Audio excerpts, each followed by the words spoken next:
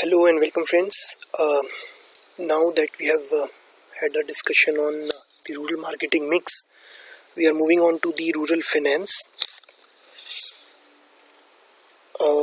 Herein we'll be talking about the credit requirements in the rural community, in the rural areas, and what institutions are there to fulfill those credit requirements.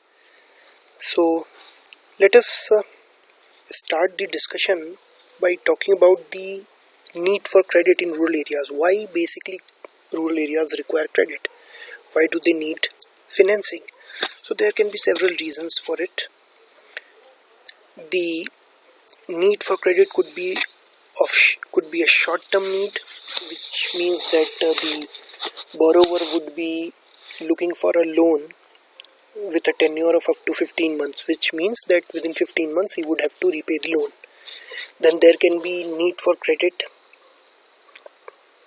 which is for medium term, which means the tenure of the borrowing of the loan would be around 5 years. It would be more than 15 months and less than 5 years. And if it is beyond that, then it would be a long term credit need. Right? Now you can think of so many examples. For example, there have been cases when to buy electric iron, the press that you use to basically press your clothes. So to buy electric iron, which may be costing somewhere around 1,500 also, there are times when people in rural areas, because they do not have significant amount of money available at a particular point of time, they go for short-term credit. So such credit would be basically short-term credit. Then for example, supposing they are buying some kind of an equipment, which is some kind of a farm equipment, so it may be bought on a credit of 15 months to 5 years. And in case they are going for, let's say, construction of their own house, or maybe purchase of a tractor or a truck, the repayment would be made in maybe 7 years, 8 years, or maybe at times more than that. So that would be basically an example of a long-term credit need. Fine. So now let us talk a little bit about the purposes for which the rural folks actually avail such loans, or they have credit needs for these purposes. So what purposes are there? It could be for productive purpose. What do we mean by productive purpose? Which means basically the money that is borrowed is put to some productive use, which could be buying of inputs for agriculture for the next cropping cycle, which could be the creation of infrastructure like check dams and canals. Basically canals are those channels which are basically drawn, which basically connect the field to a river flowing nearby, so that the water from the river can be brought to the fields for irrigation purpose. So the farmer may want to construct check dams. Check dams are those structures which are basically constructed to store the rainwater during the rainy season, so that the water can be used in the dry spell also. So that stored water may be used in the dry spell. So they are called check dams. This also basically helps in checking the soil erosion also, and it also feeds the underground water supply, feeds the water table underground. So these kind of productive use, these kind of productive things can also be done by the credit that is being availed by the farmer. Then there could be the need for credit for consumption purpose, which means that the credit that is the money that is being borrowed, it is not being used for some productive purpose for the next cropping cycle, or for buying some machinery or equipment, but it is used for consumption. And what do we mean by consumption? We mean consumption by the family. Now this would happen when the family has suffered, when the farmer has suffered a loss because of the weather conditions. It could be the flood, it could be the drop, it could be damage because of pests also. Only recently, around 3 to 4 months back, there was a news article about how the pests are pests have infested the crops, not only in India but in Pakistan also. So these kind of pest attacks may take place, and because of which the whole crop may get damaged. In such cases, the farmer would not have anything to sell in the market, and naturally he would have to provide for his families, for which he would go for credit. He would go for borrowings, and such borrowings would be meant for consumption purpose. And then the third type is the unproductive purpose. Now what do we mean by unproductive purpose? See, consumption was to keep your body and mind together, to somehow survive. Productive was for purpose of some kind of investment in agriculture, in cultivation. But unproductive means these are those credit requirements which are basically meant for the purpose of some kind of a family ceremony.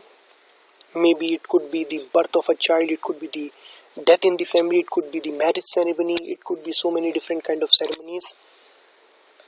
And it could also be because of disease. We know that we do not have a very good health infrastructure here in our country, so it may so happen that one member of the family is ill, has fallen sick, and to nurse him back to good health, the farmer has probably gone to a private hospital or a private medical institution, and naturally the money that would be spent would be basically considered to be an unproductive use. Fine. So these kind of things may also come up, these kind of requirements may also come up. So these are the basically three broad heads under which a farmer looks for, under which the farmer basically looks for some kind of borrowing, and for which the farmer basically borrows some money. So these are the basic three heads, right? Now let's talk about the non-institutional sources of rural finance. Non-institutional sources may be your friends, which are not institutions, which are not recognized institutions. They could be individuals, and they provide finance to the farmers. So let us talk about some of the examples. Friends and relatives, many a times this is one non-institutional source on which we also rely at times. Then we have got landlords, since many of the farmers might be tenants working in the field of a landlord. So whenever there is a credit need, they may go to the landlord also. So he may also be a non-institutional source of credit for these farmers. Then the adatiyas, the pakka adatiyas, we have talked about what adatiyas are.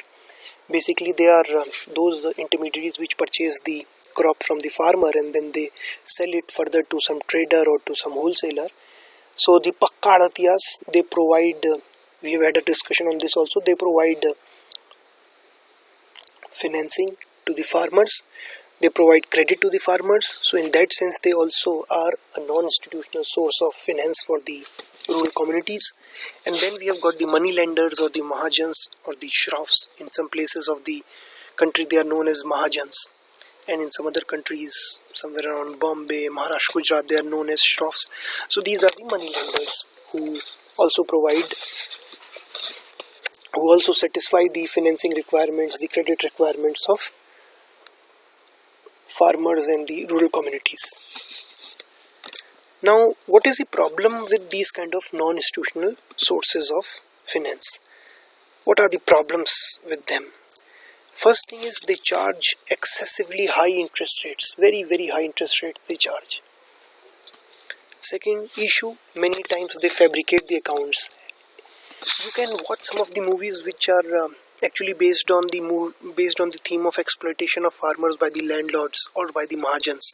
You can have a look at Mother India, which was among those movies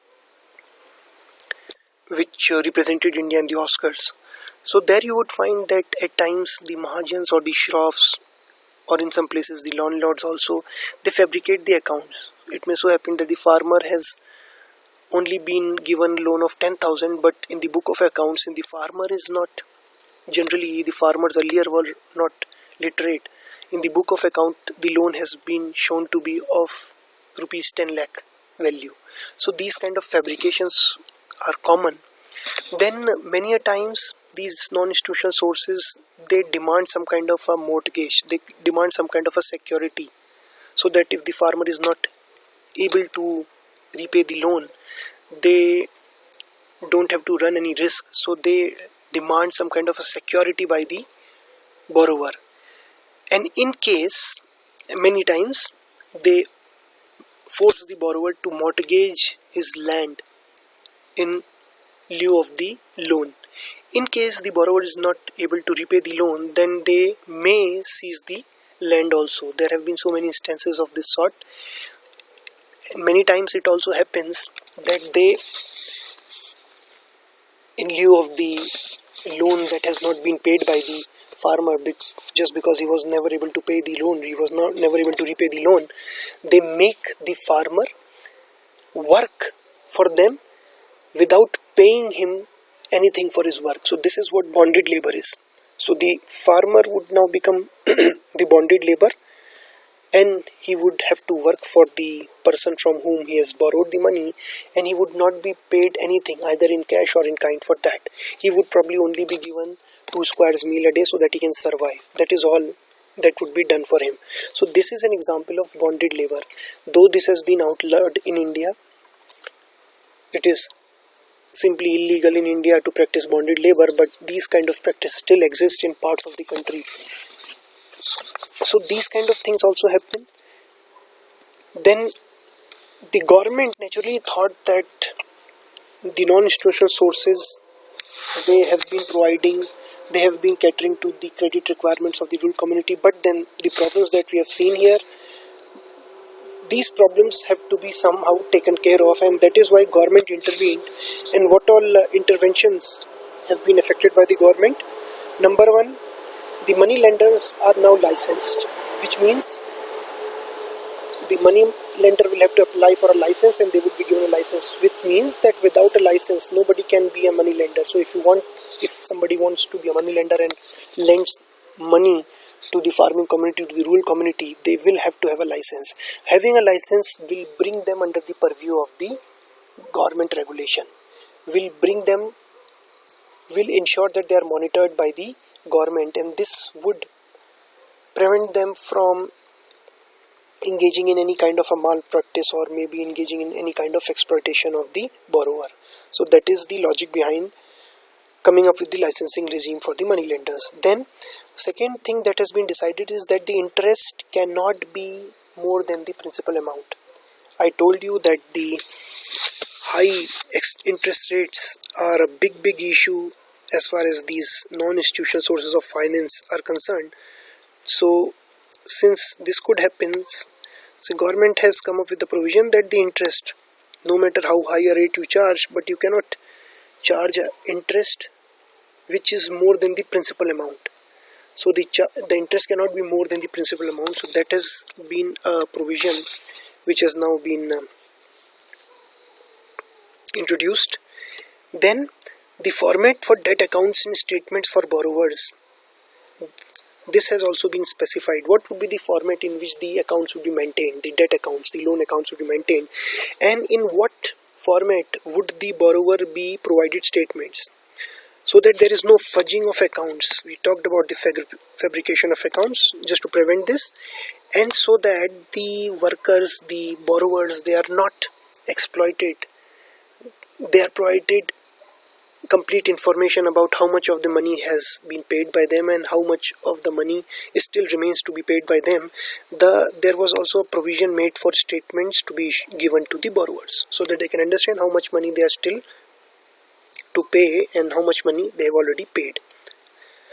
Again, provision against attaching ancestral property. Now there is another provision which says that you cannot attach ancestral property. Attachment happens when the borrower is unable to return the loan amount. So attachment of ancestral property would mean that the ancestral property would be confiscated by the landlord, or in this case by the money lender, whosoever the money lender. It could be the landlord, it could be the adatiyas.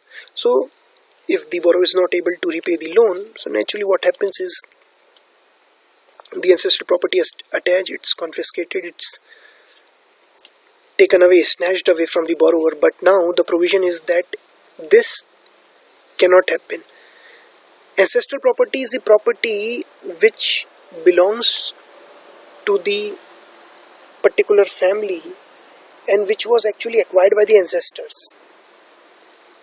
Pushtani Jaizat. So basically we are not talking about the property that has been earned, the assets that have been earned or let's say acquired by the borrower himself. We are talking of that property or those assets which were acquired by the forefathers, by the earlier generations of the borrower. So these kind of ancestral properties cannot be attached. Then there is again a legislation against transfer of ownership in agricultural land to money lenders. So there have been legislations in many parts of the country, in many areas which come under the which basically have a special status under the Constitution of India, and there have been provisions that the land which is meant for cultivation, the agricultural land, cannot be transferred to the money lenders. So there cannot be any transfer of ownership from the farmer or the tiller to the money lender. The farmer borrows from the money lender, and in case he is not able to repay the loan, so the money lender would want to snatch away that particular piece of land, but he may snatch it away, but the ownership would still be there with the borrower, in this case the farmer. So even if as a borrower I am unable to repay my loan which I have taken from a money lender, and the money lender wants to take away my land, I would still remain the owner of my land. The money lender cannot get the land registered under his name. So this is another provision that the government has brought. So government has in fact come up with a law to stop these kind of transfers from taking place. So now that we have discussed the non-institutional sources of finance, we'll have to move to the institutional sources of finance. So let us have a brief look at them. These are the institutional sources of finance. NABARD, we'll be having a detailed look at all of them. Then we have got the banking network, which includes the commercial banks, the regional rural banks, then we have also got the cooperative banks, and then we have got a lead bank scheme as well. Then we have got farmer service societies. We'll be talking about them in detail. Then we have got the non-banking financial companies. So we have also got the NBFCs. Then we have got the financing models which are there, which includes the self-help group model, then the Kisan credit card, then the agri-export zones, and the NAPCONs.